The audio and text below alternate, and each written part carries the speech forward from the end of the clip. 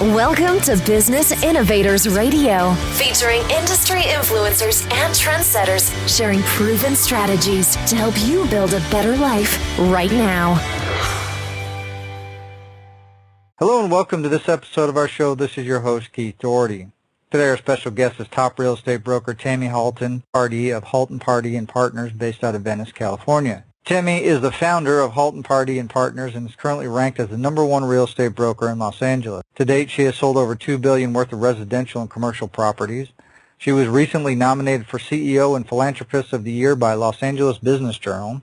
In 2015, she was ranked the number 17th real estate agent in the U.S. by Real Trends, the Wall Street Journal, and number 9 in California. She runs the company through a unique team business model, breaking from the traditional standards. By centralizing the marketing, technology, and staff needs of her agents, she streamlines the process, maximizes talents, and avoids burnout. As part of her business model, Tami began their giving program to raise funds for local charities in 2009. Quarterly, they donate 10% of their net proceeds as a company to the local nonprofits to help make a tangible difference in people's lives and the communities they live and work in and love. To date, they have raised over $800,000 for local charities and helped direct awareness towards each of their causes. She is a wife and mother of 4. She was diagnosed with multiple sclerosis in 2001 and does an amazing job balancing her business, family, and health. All right, with all that said, Tami, welcome to the show. Thank you, Keith. Thanks so much for having me today. Tami, if we could start for our listeners, what led you into real estate? Was it something that you always knew you wanted to do, or did you maybe stumble into it? Well, my parents were both builders growing up, so I always worked on construction sites, cleaning them up, actually, when I was a little kid. And then was in and out of real estate for years, and to be honest with you, I got my license at 18. Didn't want to do it because, to me, at that time, it had such a bad connotation to it. And then over the years, I realized what a need there was for really great real estate agents that were really responsible. And I had my first child, Taylor Pardee, and she was actually a colicky baby. And I realized I had to do something. So I went and got my license and started working. And can you talk a little bit about what personal attributes, traits, or qualities you think have most contributed to the success you've had in real estate? I think one of the most important is connection. I think that you have to connect with your clients because real estate is really extremely personal, and it's also one of the biggest financial decisions of people's lives. So when people are buying or selling real estate, they get very emotional. So you need to be able to kind of help them through that, but also with a really clear mind of what's best for them in a financial situation. Because a lot of times they'll go back and forth, and you're really the guide for them to get through the transaction. Do you think you'd give our listeners another example of when your traits have played a role in your path towards success? Sure. I mean, there's been so many. You kind of work with everybody in every single environment. So there's for instance, one gentleman, he had a wife with Alzheimer's, and he was, thank goodness he actually got our card in the mail, and he called us. He had met with 3 other people, and people could tell he was kind of desperate to get out of his house and sell. And so they quoted him a really low price and said, "I'll bring you a buyer directly." We went in and said, "Please don't do that because you're underselling your property by about $200,000. We'll take care of everything to get it on the market for you, but the market needs to see your property." We ended up getting him 1,595, and they had quoted him and brought him offers at 1.3. So it's just important to really do the right things for your clients and really take them through the process on an emotional stage when they can't handle it, making sure that you're there to support them and to really make the correct decisions for them. And obviously, Tami, I think when, anybody builds success or has success in any field, it doesn't always come, in an easy fashion. As much as people would like to believe that realtors go out and get their license and wake up next day with a briefcase full of cash sitting on the table, you know that obviously there's a lot of hard work involved. And also, there's going to be adversity. So can you talk a little bit about some of the adversities or trials that you had to overcome in order to achieve your goals? Yeah, I think that one of the biggest things is that people think, oh, you're just going to go meet any client and anyone can sell a house. You have to really educate yourself on the market and your marketplace and really build the trust with your clients. And that does not happen overnight. One of the things, and also when I first started, I literally had a baby at the time, and we would drive around and put the signs out constantly, and then, I'd work open houses, and I'd bake cookies at night, and I was working literally 80 hours a week with a baby just to try to get my first clients in. Real estate is very, very, very time consuming at the beginning, and you really need to open your eyes up and also spend money to make money. So right when I started, the first commission checks I got, I put it right back into marketing of my brand and myself to make sure that I could keep the clients coming in instead of going and buying, a lot of people go buy a brand new car with their first check. I never, ever would have done that or have done that. Excellent. And obviously, as these obstacles and adversities come up, what kept you going despite the obstacles? Why didn't you give up? What's your driving force?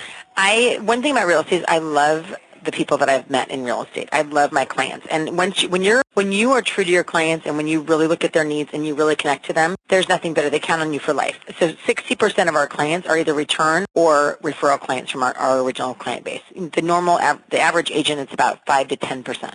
So it's really the relationships that keep me going, and I love being able, I feel like I go in and we can change people's lives for them. It's like we can take them from one chapter to the next and kind of guide them through and carry them through a lot of times, and to me that's really important, and that's really rewarding as a broker. Excellent. And I guess kind of looking forward, what's your vision for your career and your business over the next 5 years? Well, we've grown about 40% a year over the last 10 years. So we have 3 offices now. I'd like to get to about 8 offices over the next 5 years. We have 60 people that work for us now, so we'd like to grow as well. In 2 years, my goal would be at $1 billion in real estate sales a year, and in 5 years, it would be about $2 billion in sales a year. And I guess what do you feel is the best way you market yourself in your company as real estate professional so you can have continual growth? Well, I think the biggest thing is we get business from doing great business, really. As I said, 60% of our people are return clients or referrals. So if you want business, you have to do right by your clients, and then you have to stay in touch with all of your clients over the years too. If a lot of times I always say to people, people will come back. There'll be a difficult part of a transaction, and a lot of the agents will be like, "I'm not giving any of my commission to do that." Well, if I have to give $1,000 to make someone happy out of a $25,000 commission to make both parties happy, we're going to do it. Because we want the people to come back, and over $1,000, people could lose $100,000 in their next deal with that same client because that client won't go back to them. So it's really making business decisions all the way through for your client and also for yourself to maintain the relationship. And I think we kind of touched upon it earlier, about the ease of getting into the business and some of the I think that leads to general perception from the marketplace of Right. what people look at agents and what they think they can and cannot do. So what do you think the biggest misconception or myth people have about working with a real estate agent is?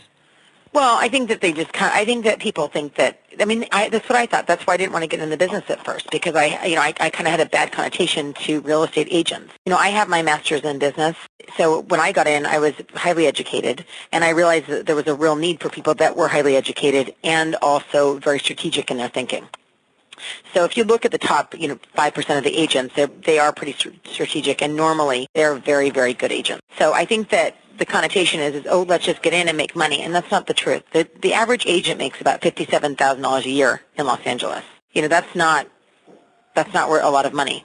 So I think that people think it's much easier than it is. And I'll tell you, when the times when the market isn't going up or the market's stagnant, people stop using their cousins to buy real estate. They really go to the professionals and look for the professionals to buy and sell. Excellent. And let's say you get a call from a family member or a friend. They're in another state, and they want to sell their home. Obviously, with your experience and network, you probably could do an easy referral. But from a general advice standpoint, what would you tell them about selecting an agent? They could best serve their needs, like you talk about taking care of your clients. What would you tell them to look for? Well, what I would do is, first of all, I'd go on like a Zillow, and I'd look at reviews, first of all. And then I would interview at least three agents to see who's the best fit. And I would ask questions. I would want to make sure that they were educated in my marketplace, yet they had a broader reach. I think that what we do, with technology, is we're the number one agent in Silicon Beach area of Southern California. So we spend a lot of money on technology, reaching the tech sector, and you want to make sure that your agent is spending enough money on the marketing so your property is seen in the best light. I'd also want to make sure that I saw pictures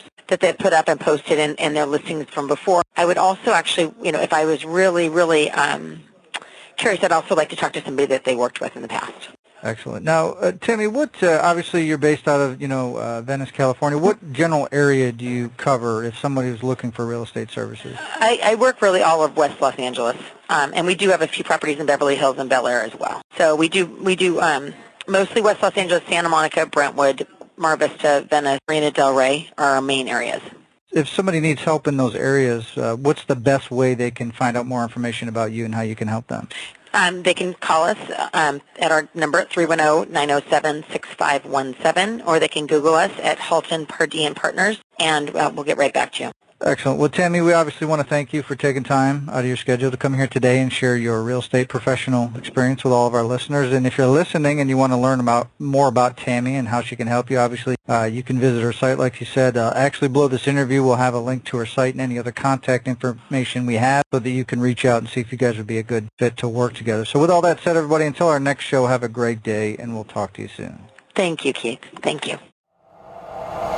Thanks for listening to Business Innovators Radio. To hear all episodes featuring leading industry influencers and trendsetters, visit us online at businessinnovatorsradio.com today.